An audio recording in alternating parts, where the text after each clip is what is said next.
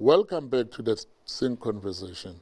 Still with us is Manakedi Ntlatleng, a teacher from Tsakotao High School, a rector of Tuto Matlali, a former head of the Eastern group of TVETs, and at some point she was a regional manager reporting to the Minister of National Higher Education.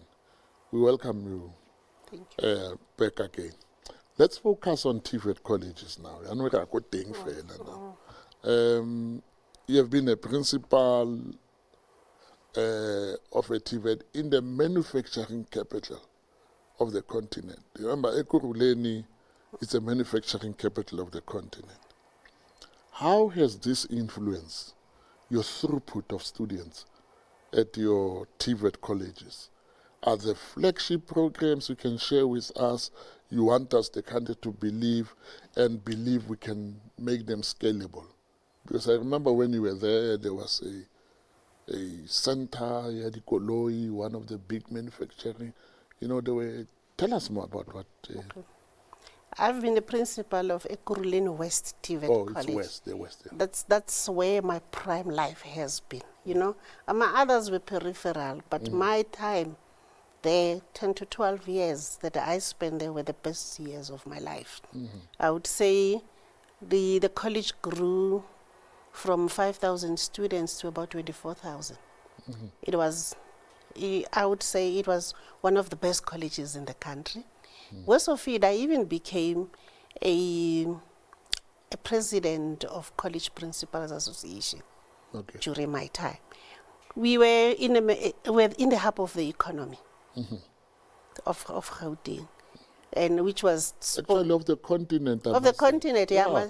It's because of the continent. There's nothing that is manufactured. An Erythropolis city. Erythropolis also, city, yeah. One of our campuses in Kempton, because of its proximity to the airport, was doing a lot of. We were doing avionics, anything that talks to, airport. We even had a relationship with South African Airways Technical. We were one of the first colleges to sign a memorandum of understanding that they would visit the college, influence the curriculum that we were doing, because if you do your own curriculum, it's not influenced by industry. You tend to train to the street. And those were the prime ages. We were doing manufacturing, hospitality, finance. And the advantage even of the roads that we had, in around the airport, the whatever, we had to do a course in transport. Yeah. So I would definitely say we made a mark around industry around there. We had a lot of industries. So we had companies like Balloweld that we talking to, we had a relationship with us. I know there's Chinrod, the logistics company. Logistics companies, there were just so many. We would enroll 300 logistics students out of maybe 900 that have applied.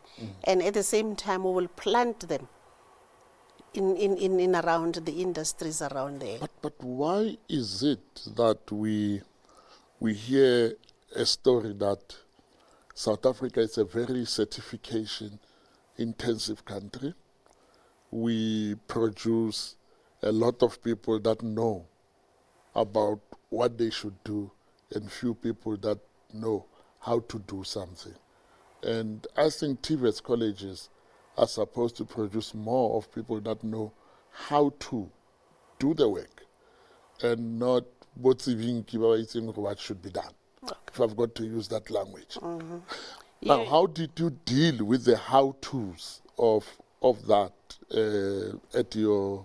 Because you were right at the center of the economic... Firstly, I did an impact study. It's important that where you are located, you do research. You do an impact study.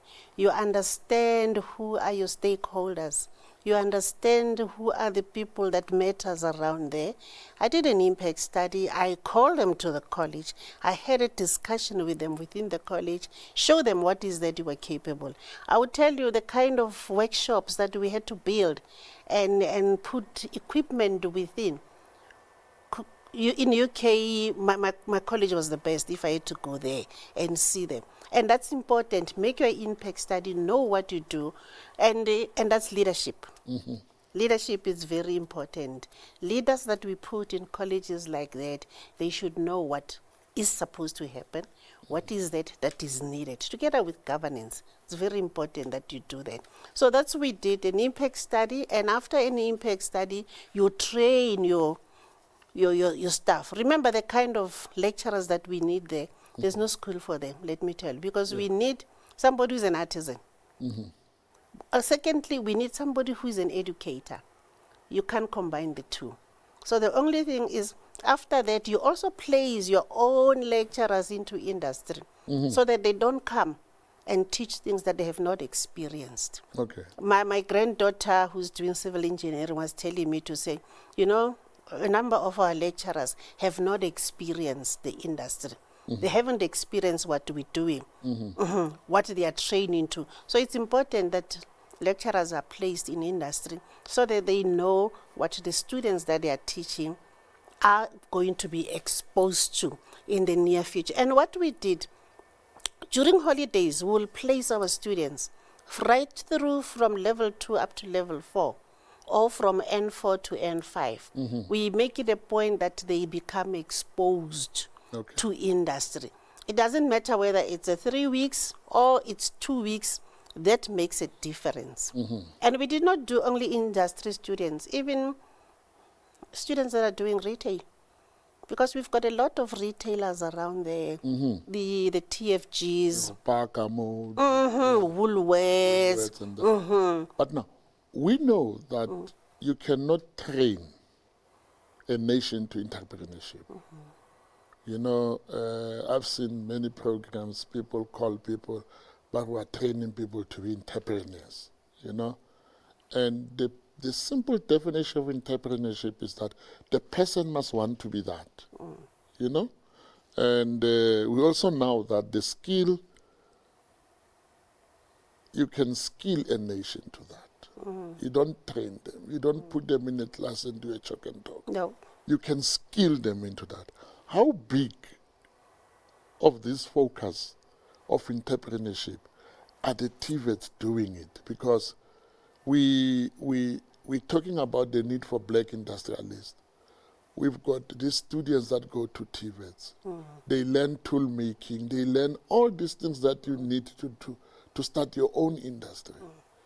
And yet we don't see industrialists that can be traced to a skill that they did at TVET or technical college. How did you deal with the entrepreneurship, the linkages between that? In entrepreneurship, it's still at its minutest, you know, at colleges. But the good part of it, that at TVET Colleges, we've got a department of DTI, for instance, that we have made relationship with. SMMEs that we have made relationship with, because they are experts in that. You know, your as you say, you can't teach a person for entrepreneurship. So what we did, we built centers of entrepreneurship. After building them, in the college that I even built an incubation. Okay. Yeah, from my experience at the then Tuto Matlali, which became Mamelodi College, we had an incubation center. And we did it very easily in Mamelodi. What we did was, we'll take people from the streets, argument's sake, train them on brick making, accredited by SABS. Okay. Some sell them, some remain. We train them for brick laying, and we don't. By the way, that model, I'm told by my dad that technical high school actually produced bricklayers to build houses in Mamelodi East. Yeah. They were trained at technical high school in Mamelodi. They qualified there, and they were used to build the houses in Mamelodi East. But why is that not happening? What we did was, you know, when they go to workshops, they will build a small house and demolish it. We stopped that and said, no, they're going to build this incubation. They're going to train while building in reality. Yeah, they build the incubation with brick making, and some will come with glazing, some will come with rafters, some at the end we had a very complete, building, which we find working. So we took the same idea, and I took it to Ekurhuleni, where we had an incubation. And the idea of an incubation is when the students finish, teach them to come up, to have consortiums, that you can't work alone. But, ma'am, there is this thing here, Mozambicans, Zimbabweans, they'll come here and be entrepreneurs with the skills that they got from their technical colleges. But our kids are not found there trying to do something about their skills. They join the queues of job seekers. How do we make this economy to produce job creators through TVETs and not job seekers? Maybe that's my last question to you. Yeah, Prof, let me tell you, maybe we've got our heads stuck in the sand, that we don't see what's happening around us. For instance, plumbers. A plumber is not supposed to be a job seeker. A plumber is a job creator. And let me tell you, if there's any profession that makes money, it's a plumber. When you wake up in the morning, you flush your toilet. That's plumbing. You open your tap. That's plumbing. Plumbers will never be without a job anywhere in their lives. And we have produced so many, even girls that are plumbers. And that brings us to the end of today's conversations. It could have been long with me, Manakedi Ntlatleng, ma'am, in this edition of the Thinc conversation. Unless the education system produces people who can be job creators and not job seekers, the runaway unemployment rate will persist. TVET colleges, agricultural colleges, and technical high schools focus on unpack work and food production should be some of the non-negotiable outcomes of the national dialogue. Time to revive teacher training colleges that teach teachers how to teach has arrived. Teacher shortage is a national emergency. It would be ideal to hear other perspectives on this issue. Until next time, I'm Lucky Mathebula from the Thinc Foundation.